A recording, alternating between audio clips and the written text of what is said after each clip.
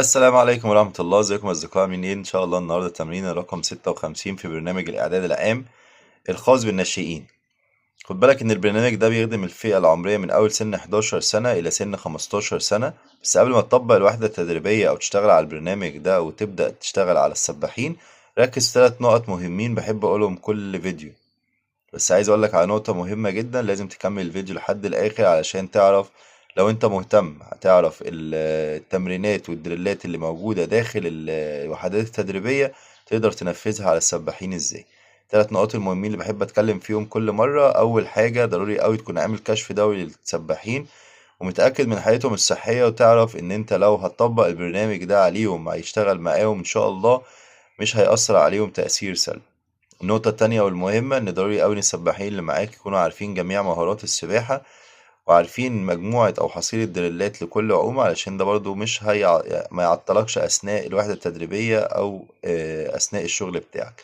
النقطة التالتة والمهمة والأخيرة: ضروري أوي السباح قبل ما ينزل المية لازم يعمل إحماء دراي لاند ستريتشنج، وده هيساعده في إن هو ياخد الوحدة التدريبية أو يتمرن التمرينة بأفضل النتائج. خلينا نتكلم النهاردة على التمرينة رقم 56. التمرينة دي بتكون مكونة من مجاميع أساسية، والمجاميع الأساسية بداخلها مجاميع فرعية. بس قبل ما نتكلم عن التمرينة، خد بالك إن إحنا بنتكلم في برنامج إعداد عام. ده عبارة عن 100 تمرينة ممكن تطبقهم على السباحين اللي معاك علشان مستواهم يتطور.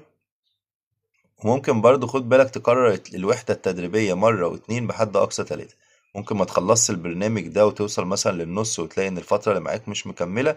فأنا حبيت أحط لك 100 تمرينة هيساعدوك بشكل كبير لو الفترة اللي قبل البطولة فترة كبيرة فيها إعداد عام وإعداد خاص وفيها شغل كتير. فحاول بقدر الإمكان تشتغل على التمرينات دي، هتطور السباحين اللي معاك بشكل ملحوظ قوي، وهتساعدهم في إن هم إن شاء الله مستواهم يكون للأحسن. عايز تعرف إن السباحين اللي معاك مستواهم بيتطور ولا لأ؟ ركز في القياسات، بس اوعى تقيس على تكنيك غلط.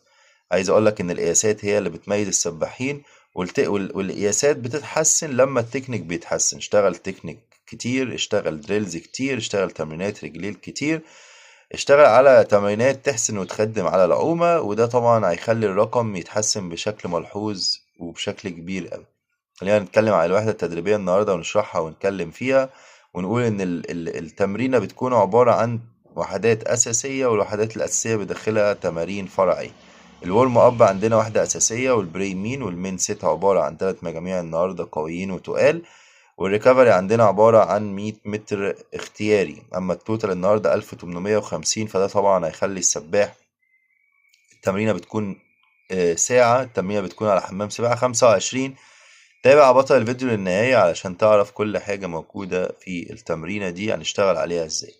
الورم اب عندنا النهاردة 400 متر، 200 متر سويم، 100 باك، 100 دريلز على الحرة او على الباك. هي ممكن تكون تشويس، بس انا بفضل ان احنا ممكن نعمل 50 على الباك، 50 على الحرة.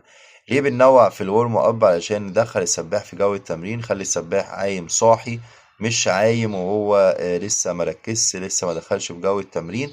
ده طبعا هيساعدك ان انت لما بتطلب منه التمرينة بيعملها بافضل النتائج. هو ال 400 متر عبارة عن 16 مرة، ف8 مرات احنا رايحين على الحرة، 4 مرات على الباك، و4 مرات على الدريلات. خلصنا الورم اب، هنشتغل على البري مين عبارة عن 200 متر، 4 في 50 ضربات رجلين، 25 سبرنت و25 ايزي. في فرق ما بين الفاست، في فرق ما بين السترونج، في فرق ما بين السبرنت. سبرنت يعني احنا شغالين على البيز بتاع السبرنت. ضربات رجلين بتاعة السباح لازم تكون قوية وسريعة، بيكون ماسك البورد بتاعه، بيكون جسمه مشدود، راسه طالعة بره المية، بيتنفس كويس ومرزق مركز في إيقاع الرجلين. ضربات الرجلين بتاعة السباح هي من أهم ما يميز السباحين، إيقاع الرجلين والتردد بتاعه. المين سيت عندنا عبارة عن كيلو 150، 8 في 50 حرة، اديت 1 ل3 بيلد اب، ايفن من 2 ل4 سبرنت. افهم الكلام ده ان احنا عندنا ال8 في 100، يعني الاولى التانية التالتة الرابعة الخامسة الستة السبعة التامنة. الفردي اللي هو الاديت بيبقى تصاعدي. يعني ايه ببدأ بيلد اب؟ يعني بحاول ان انا ازود السرعة بتاعتي لغاية لما اخش على الحيطة بفينش. الايفن 2 و4 سبرنت، يعني الزوج 2 4 8، رقم المجموعة رقم 2 و4 و8 على 100 سبرنت. بمعنى انا دلوقتي شغال المية الاولى عندي بيلد اب، اشتغل السرعة بتاعتي بتزيد كل 25 متر، بخش على الحيطة بفينش. دخلت على المية التانية عبارة عن سبرنت، انا ببدأ المية وانهيها سبرنت. المية التالتة بس ببدأ ايزي وبعد كده بزود السرعة. المية الرابعة سبرنت. المية الخامسة ببدأ ازود السرعة، اخش على الحيطة بفينش. المية الستة ببدأ من اول المية الاخيرة سبرنت. المية السابعة ببدأ ان انا اشتغل من اول ما اطلع من الحيطة ايزي لغاية لما ازود السرعة واخش على اخر 25 فينش. المية التانية من اولها لاخرها سبرنت بسرعة قوية. المجموعة دي حلوة جدا، المجموعة دي لذيذة قوي.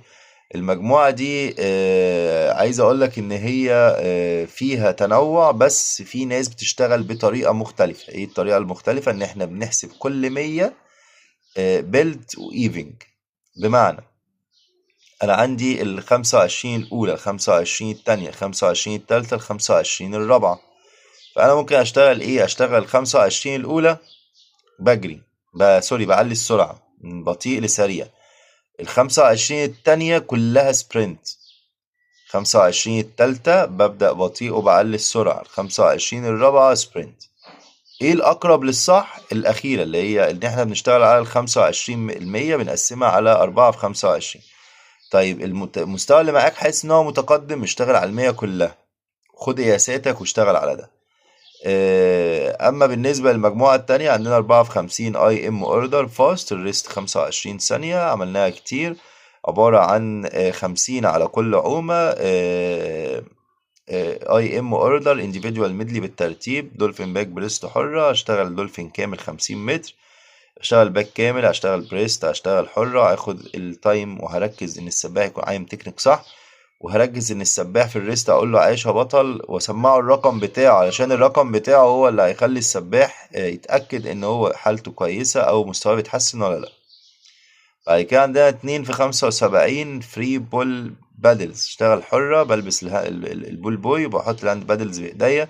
25 الاولى ايزي، 25 التانية بيلد اب، 25 التالتة سترونج. بريح وبخلي السباح برضو عايم في الايزي، بفهمه يعني ايه ايزي. في البيلد اب يعني بنبدأ براحة وبنفنش قوية. السترونج من اولها لاخرها، الشدات بظبطها للاخر، عايم بشويش بس مركز ان انا عايم بقوة، بقلل عدد الشدات، بظبط التكنيك بتاعي في شكله وانا عايم. الريست عندنا، الريكفري عندنا عبارة عن 100 متر كول داون. انا بالنسبة لي زي ما قلت لك قبل كده الباك بريست افضل حاجة، بيريح السباح يخلي النبض والنفس يرجع طبيعي. التوتال النهارده 1850. عايز اقول لك لو كملت معايا حد هنا اكتب لي في الكومنتات وقول لي انت بتمرن فئة كام سنة، اشتغلت معاهم على البرنامج ولا لسه، القياسات بتاعتهم عاملة ازاي في ال50 وال100 وال200 وال400، بس اوعى تقيس على تكنيك غلط. شكرا لكم يا شباب، اتمنى لكم التوفيق ان شاء الله. اشوفكم في الحلقة الجاية مع التمرين رقم 57. السلام عليكم ورحمة الله.